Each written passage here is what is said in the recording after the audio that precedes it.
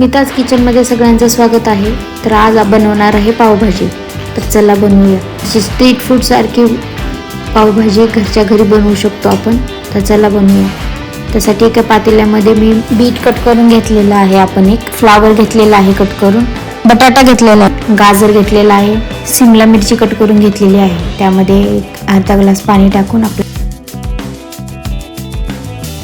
मीठ टाकून हळद टाकून आपल्याला बॉईल करायला गॅसवरती ठेवायचं आहे. झाकून ठेवायचं आहे आपल्याला. त्यावरती एक 10-15 मिनिटांनी आपलं बॉईल होऊन जातं. आता आपल्याला गॅसवरती कढई ठेवून त्यात 2 चमचे तेल टाकायचे आहे. त्यात थोडं बटर टाकायचं आहे आपल्याला आणि ते गरम झाल्यानंतर जिरे, मोहरी, अद्रक लसूणची पेस्ट टाकायची आहे आणि ते थोडंसं फ्राय झाल्यानंतर कांदा टाकायचा आहे आणि तोही आपल्याला तळून घ्यायचा आहे. आता टोमॅटो टाकायचा आहे आपण कट केलेला आणि त्यामध्ये थोडंसं मीठ टाकून आपल्याला फ्राय करून घ्यायचं आहे. आणि थोडं ब्राऊन कलर झाल्यानंतर त्यात आपल्याला हळद, लाल तिखट, धने पावडर, गरम मसाला आणि पावभाजी मसाला 1 चमचा टाकून मिक्स करून घ्यायचं आहे सगळं आपल्याला.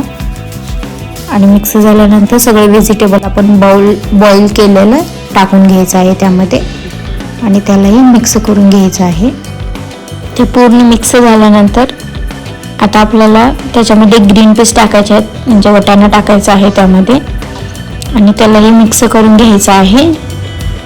आणि ते मिक्स झाल्यानंतर आता आपल्याला याला मॅश करायचं आहे सगळ्या व्हेजिटेबलला आणि थोडं कन्सिस्टन्सी बरोबर करण्यासाठी आपल्याला थोडंसं पाणी टाकायचं आहे.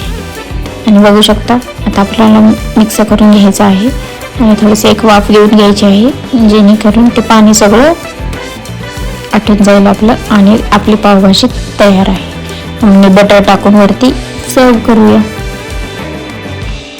झणझणीत आणि हॉटेलसारखी पावभाजी घरच्या घरी तयार आहे. नक्की करून बघा.